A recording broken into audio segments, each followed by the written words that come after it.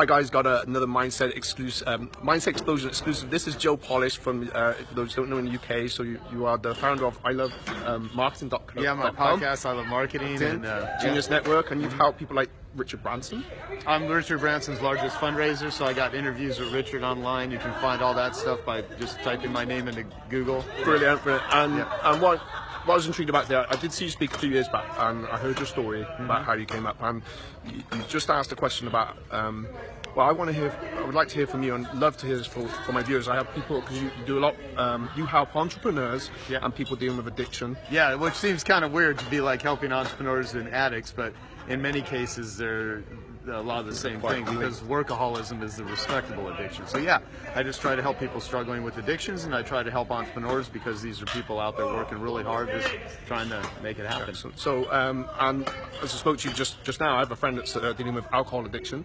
My manager's been through a lot of abuse as a child and all the way up, and a lot of people watching the videos the same thing, and they're starting to do their own little videos now.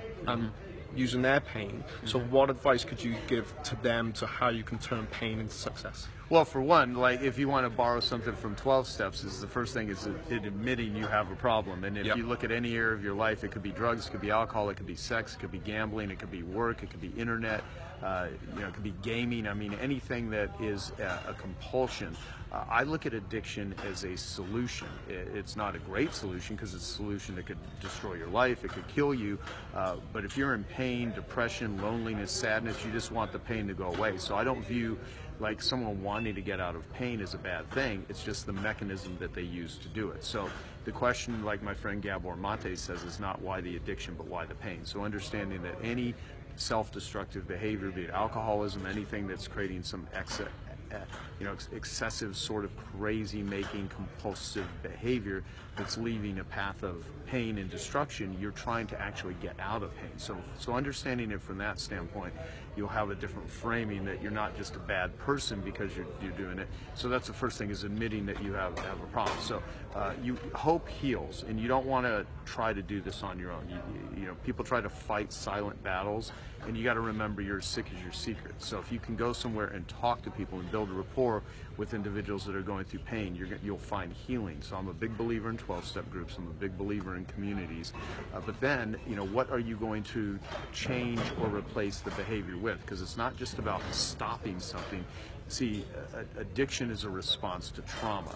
And if you don't deal with the underlying trauma, you're going to, still want to scratch the itch. So it's not about how do we scratch the itch, it's about what's causing the itch in the first place and how do we heal that. So the reason they call it recovery is you're recovering from something that isn't like what you're doing right now. It's a response to something in the past. So the advice that I would give is be prepared to put down the armor, be prepared to walk into a room and admit you have a challenge. If you have the financial resources, maybe to, go to a therapist. There's lots of somatic experiencing things. A lot of this has to do with food and nutrition. What I would say, though, from what I could offer, is at geniusrecovery.com, which is one of our educational platforms for people struggling with addiction, is there's an open letter.